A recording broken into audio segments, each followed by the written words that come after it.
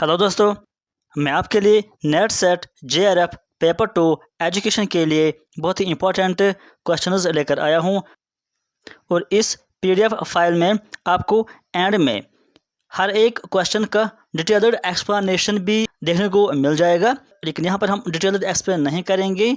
अगर आप में से किसी को ये PDF फाइल चाहिए तो आप टेलीग्राम ग्रुप ज्वाइन कर लीजिए, तो वहाँ पर आपको ये PDF फाइल मिल जाएगी। और इसके अलावा आपको मैं एक और बात बताऊं कि अभी तक हमने बहुत सारे इंपॉर्टेंट MCQs डिस्कस किए हैं, पेपर 1 से रिलेटेड भी और पेपर 2 एजुकेशन से रिलेटेड भी। ये सारे इंपॉर्टेंट MCQs और प्रीवियस ईयर पेपर या प्रीवियस ईयर क्वेश्चंस आपको मिल जाएंगे प्ले लिस्ट में, जहाँ पे नेट सेट प्रीवियस पेपर्स के नाम का लिस्ट है। वहाँ पर आप जाइए, वहाँ पर आपको ये सारी चीज़ें मिल जाएंगी। तो हम यहाँ पर शुरू करते हैं क्वेश्चन नंबर 1 से। An idealist schooling would highlight. यहाँ पर स्टेटमेंट्स दिए गए हैं। पहला है एक्सपीरियंशियल लर्निंग, दूसरा है लिटरेचर, हिस्ट्री एंड रिलीजन, और थर्ड में है सेल्फ डिसिप्लिन। तो आपको बताना है कि इसके लिए सही क्या आंसर है। सही इसका सी पर आंसर है। सी में आता है सेकंड और थर्ड, यानी एक तो यह है लिटरेचर, हिस्ट्री एंड रिलीजन, और दूसरा इसमें यह भी आता है यानी सेल्फ डिसिप्लिन। यानी इन चीज़ों पर बात की गई थी या जोर दिया गया था आइडियलिस्टिक स्कूल में। उसके बाद क्वेश्चन नंबर 2 यहाँ पर देख लीजिए। When did the person with disability act come into force. तो इसका आंसर बी पार्ट है। बी का मतलब है 1995। उसके बाद क्वेश्चन नंबर 3 देखिए। Which of the following are the dimensions of the 3D leadership model. उसके लिए कौन कौन से डायमेंशंस हैं यहाँ पर। पहला है यहाँ पर टास्क ओरिएंटेशन, सेकंड है प्रोडक्ट ओरिएंटेशन, थर्ड है रिलेशनशिप ओरिएंटेशन, फोर्थ है इफेक्टिवनेस। आपको बताना है कि कौन इसमें सही है। तो इसका आंसर सी पार्ट है। सी में आता है फर्स्ट, थर्ड और फोर्थ, यानी सेकंड वाला नहीं आएगा, बाकी 3 आएंगे। टास्क ओरिएंटेशन भी है, रिलेशनशिप ओरिएंटेशन भी है, और इफेक्टिवनेस इसमें शामिल है 3 डायमेंशनल में।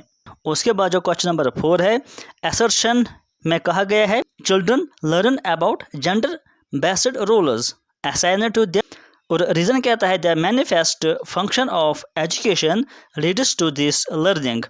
आपको बताना है कि यहाँ पर कौन सही है। तो इसका आंसर यहाँ पर सी पार्ट है। सी कहता है कि ए इज करेक्ट, बट जो रीजन है वो करेक्ट नहीं है। उसके बाद 5th question, match list first with list second. List 2 यहाँ पर दिए गए हैं, आपको ये मैच कर देना है। यहाँ पर आप देख लीजिए, मैं इसको थोड़ा सा जूम करता हूँ ताकि आपको अच्छे से ये दिख जाए। लिस्ट फर्स्ट में कहा गया है positive punishment, negative reinforcement, negative punishment, positive reinforcement. अब लिस्ट सेकंड में ये वाली चीज़ें दी गई हैं, आपको ये मैच कर देना है। उसके बाद आंसर यहाँ चूज कर देना है इन कोडिंग में से। इसका आंसर ए पार्ट है। ए के मुताबिक यानी ए वाले को फोर्थ और बी को थर्ड आएगा। यहाँ पर आप इसको मैच करके एक बार ज़रूर रीड कीजिए। ए को फोर्थ आएगा, यानी पॉजिटिव पनिशमेंट का मतलब है scolding a student in class, और बी को थर्ड आएगा ऐसे। नेगेटिव रीइंफोर्समेंट का मतलब है रिमूवल ऑफ इलेक्ट्रिक करंट। उसके बाद सी को सेकंड आएगा, यानी नेगेटिव पनिशमेंट में आएगा taking away a toy from a child, ये नेगेटिव पनिशमेंट में आएगा। और जो पॉजिटिव रीइंफोर्समेंट है उसका फर्स्ट वाला आएगा, यानी giving food pellets to an animal, ये पॉजिटिव रीइंफोर्समेंट आएगा। सिंपल क्वेश्चन है। उसके बाद जो 6th क्वेश्चन यहाँ पर दिया गया है, मैच द फॉलोइंग। यहाँ पर भी 2 लिस्ट्स दिए गए हैं। लिस्ट फर्स्ट यहाँ से है और लिस्ट ये सेकंड है, यानी डेट्स और स्कीमें जो हैं उनके बारे में। सी पार्ट इसका आंसर है। ए को 5th आएगा, यानी रमसा 2009 में आया था, सबको याद होगा। उसके बाद बी को सेकंड, यानी सबको पता है कि SSA 2001 में आया था। उसके बाद NCTE 1995 में आया था, और 61 में आया था NCERT, ये सब जानते हैं, यानी डी वाले को फोर्थ आएगा। इसको आप याद रखिए, ये डेट्स एग्जाम में आते हैं, ये इंपॉर्टेंट है। उसके बाद चलेंगे क्वेश्चन नंबर 7 पर। Which of following are not correct about the hearing impaired children. जो हियरिंग इम्पेयर्ड चिल्ड्रन है उसके लिए कौन सा करेक्ट नहीं है। यहाँ पर ये 4 ऑप्शंस दिए गए हैं, इनमें से आपको बताना है। ए देखिए यहाँ पर deaf children who have not received educate parental stimulation do perform less well than normal on intellectual tasks. B यहाँ से कहता है the ability to learn language and speech is severely affected of the hearing impaired children. C कहता है without extensive training the hearing impaired children develop normal language skills. D कहता है hearing impaired children get a higher score in non-verbal intelligence testing than in verbal intelligence. दोस्तों इसी से related एक question आया था हाल ही में जो एग्ज़ाम हुआ था जेके सेट एल सेट का, अगर आपको याद होगा वहाँ पे क्वेश्चन थोड़ा सा चेंज किया गया था. तो इसका आंसर जो है वो सी पार्ट है, यानी ये सी पार्ट करेक्ट नहीं है डेफ चिल्ड्रन से रिलेटेड. बाकी जो हैं वो सारे के सारे सही हैं. इनको आप याद रखिए, इन तीनों को. ये बहुत ही इंपॉर्टेंट है, कभी भी एग्ज़ाम में आ सकते हैं. यानी ये वाला भी सही है regarding to hearing impaired children, ये वाला भी सही है और ये वाला भी सही है, सिर्फ सी वाला सही नहीं है. इनको आप एक बार ज़रूर रीड कर दीजिए. उसके बाद हम चलेंगे क्वेश्चन नंबर 8 पर. मैच द फॉलोइंग, यहाँ पर भी लिस्ट फर्स्ट और लिस्ट सेकंड दिया हुआ है. ए पार्ट में है research for the formulation of theory और न्यू नॉलेज, यानी इसको कौन सी टाइप की रिसर्च कहते हैं. यहाँ आपको टाइप्स दिए गए हैं रिसर्च के, आपको यही मैच कर देना है. तो सी पार्ट इसका सही आंसर है. ए वाले को सेकंड आएगा, यानी research for the formulation of theory और न्यू नॉलेज, उसको हम फंडामेंटल रिसर्च कहते हैं, ये सब जानते हैं. और इस पर अक्सर क्वेश्चन आते हैं, ये ज़रूर याद रखिए कि टाइप्स ऑफ रिसर्च और कौन सी रिसर्च हम कहाँ पर यूज़ करते हैं. इस पर बहुत सारे क्वेश्चन आते हैं. हर एग्ज़ाम में आप इस पर कोई ना कोई क्वेश्चन ज़रूर देख रहे होंगे. पेपर फर्स्ट में भी इस रिलेटेड क्वेश्चन आते हैं और पेपर सेकंड जो है वहाँ पर भी इस रिलेटेड बहुत सारे क्वेश्चन आते हैं.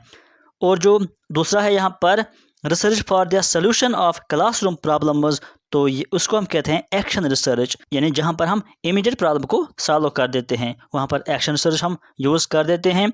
और जो सी पार्ट है research for analysis, research for analysis में हम यूज़ करते हैं इवॉल्वेटिव रिसर्च, यानी सी को ऐसे फोर्थ आएगा. उसके बाद जो डी है research to understand the culture of a particular tribe, ethnographic research उसको कहते हैं. जब भी हम किसी ट्राइब या किसी भी सोशल ग्रुप के बारे में रिसर्च करते हैं उसको हम कहते हैं एथनोग्राफिक रिसर्च. हम चलेंगे क्वेश्चन नंबर 9 पर. Which of the following is not the type of psychological test, कौन सा साइकोलॉजिकल टेस्ट में नहीं आता है. इन चार में से यहाँ आप देख रहे हैं अचीवमेंट है, एप्टीट्यूड है, इन्वेंटरी है, सोशोग्राम है. तो डी पार्ट यानी सोशोग्राम नहीं आता है. उसके बाद जो क्वेश्चन नंबर 10 है Sadler commission is also known as, क्या दूसरा नाम है सैडलर कमीशन का. तो इसका आंसर बी पार्ट है, यानी कलकत्ता यूनिवर्सिटी कमीशन. उसके बाद जो 11वां क्वेश्चन है यहाँ पर दो कॉलम्स दिए गए हैं, कॉलम फर्स्ट और कॉलम सेकंड, आपको मैच कर देना है और उसके बाद आंसर यहाँ पर कोडिंग में कर देना है. यहाँ पर दो ऑप्शंस हैं, बाकी दो ऑप्शन नेक्स्ट पेज पर हैं. तो इसका जो आंसर है वो बी पार्ट ही है, यानी ए वाले को सेकंड आएगा, यानी इंटीग्रेशन को ये वाला आएगा. It refers to linking all types of knowledge and experiences that is present within a curriculum plan. उसके बाद जो बी है कंटिन्यूटी, उसको फर्स्ट आएगा, यानी कंटिन्यूटी का मतलब है it is most evident in Brunner's notion of spiral curriculum. उसके बाद जो सी है उसको फोर्थ आएगा, यानी ऐसे articulation, it refers to vertical and horizontal interrelatedness of various aspects of the curriculum. उसके बाद जो डी है उसको थोड़ा आएगा, यानी sequence. In this curricularists decide how content and experiences are built on what comes next. उसके बाद जो 12th क्वेश्चन है which of the following is not component of a competency based curriculum, कौन सा कंपोनेंट उसका नहीं है. तो डी पार्ट ये उसका कंपोनेंट नहीं है. 13 question which of the following statements are not true about the secondary education commission, जो भी यहाँ पर पॉइंट्स दिए गए हैं ये 3 पॉइंट्स. तो आंसर इसका डी पार्ट है, यानी ओनली स्टेटमेंट फर्स्ट, यानी स्टेटमेंट फर्स्ट ट्रू नहीं है, बाकी जो हैं वो 2 ट्रू हैं. तो पहला क्या कहता है DS Kothari was the chairman of the secondary education commission. सब जानते हैं कि जो सेकेंडरी एजुकेशन कमीशन है उसका जो चेयरमैन था वो लक्ष्मण स्वामी थे. ये जो DS कोठारी है ये कोठारी कमीशन के चेयरमैन थे जो कि 1964 और 66 में आया था, और जो सेकेंडरी एजुकेशन कमीशन है वो 52 में आया था। आप सब जानते हैं इसके बारे में। अब जो ये दूसरा पॉइंट है, the commission stressed on the refresher courses, ये बात सही है।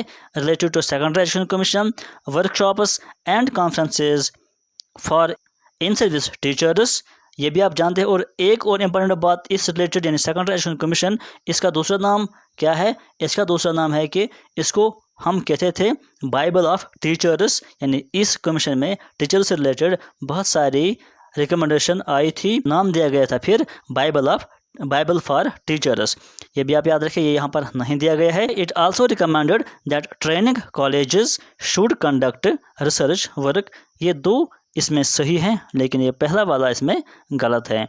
उसके बाद जो क्वेश्चन नंबर 14 यहाँ पर है, असर्शन दिया गया है, labelling and describing a problem is a part of problem solving, और रीज़न दिया गया है कि if problem is identified wrong the whole process becomes futile.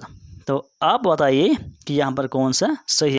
ए वाला सही है, यानी ए एंड आर करेक्ट, और जो आर है वो करेक्टली एक्सप्लेन करता है ए को। उसके बाद जो क्वेश्चन नंबर 15 है, इसको हम देखते हैं। यहाँ पर दो लिस्ट्स दिए गए हैं, इसको मैच कर देना है। यहाँ पर कमीशनर्स दिए गए हैं, इस साइड में उनका डेट दिया गया है कि कौन सा कमीशन किस डेट में आया है। तो अभी मैंने आपको हिंट भी दिया था, उससे आपको ये क्वेश्चन भी सॉल्व हो जाएगा। कोठारी एजुकेशन कमीशन कब आया था? 64 टू 66, सबको याद है।